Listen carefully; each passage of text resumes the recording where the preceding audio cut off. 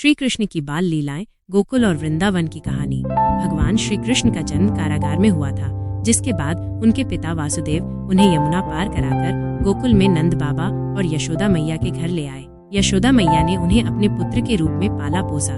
गोकुल और वृंदावन की गलियां, साथ ही यमुना का किनारा श्री कृष्ण की अनगिनत बाल लीलाओं के साक्षी बने। नटखट, माखन चोर। बचपन से ही श्री कृष्ण का स्वभाव नटखट और चंचल था। उन्हें मक्खन बहुत प्रिय था। जब यशोदा मैया माखन छिपा कर रखती तो कृष्ण अपने सखाओं के साथ मिलकर ऊंचाई पर लटके मटकों को फोड़ देते थे। कभी वे चुपके से किसी गोपी के घर जाकर माखन चुरा लेते तो कभी गायों को माखन खिलाकर खुद हंसते रहते। गोपियां जब उनकी शिकायत करने आती तो यशोदा मैया उनकी शरारतों पर बस मुस्कुरा देती थी। यह माखन चोरी केवल बालपन की शरारत नहीं थी, बल्कि ये भक्तों के प्रेम को स्वीकार करने का एक संकेत था। श्री कृष्ण उस सच्चे प्रेम को चुराने आए थे जो भक्तों के हृदय में बसता है।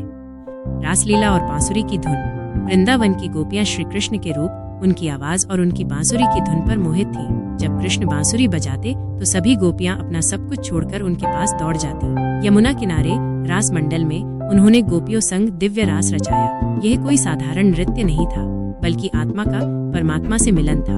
हर गोपी को यह अनुभूति होती थी कि कृष्ण केवल उसी के साथ नृत्य कर रहे हैं, क्योंकि श्री कृष्ण हर जीव के हृदय में समाहित है।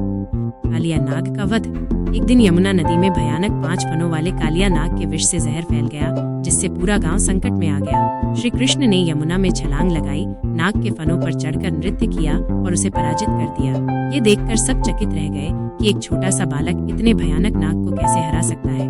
उस दिन लोगों को ये समझ आया कि कृष्ण कोई साधारण बालक नहीं, बल्कि साक्षात भगवान है। उन्होंने यमुना को फिर से पवित्र किया। गोवर्धन लीला।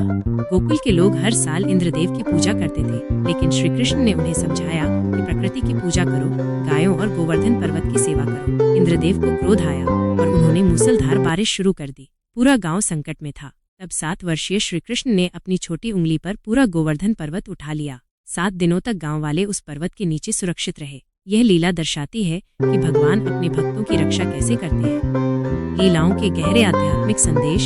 श्री कृष्ण की ये लीलाएं केवल कहानियां नहीं हैं, बल्कि ये गहरे आध्यात्मिक संदेश देती हैं।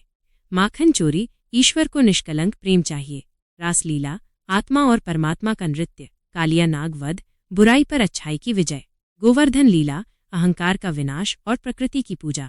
गोकुल और वृंदावन की ये गलियां आज भी श्री कृष्ण की लीलाओं की गूंज से भरी हैं। जहाँ कहीं बांसुरी की मधुर धुन सुनाई देती है, वहाँ कृष्ण के चरणों की आहट महसूस होती है। जय श्री कृष्ण।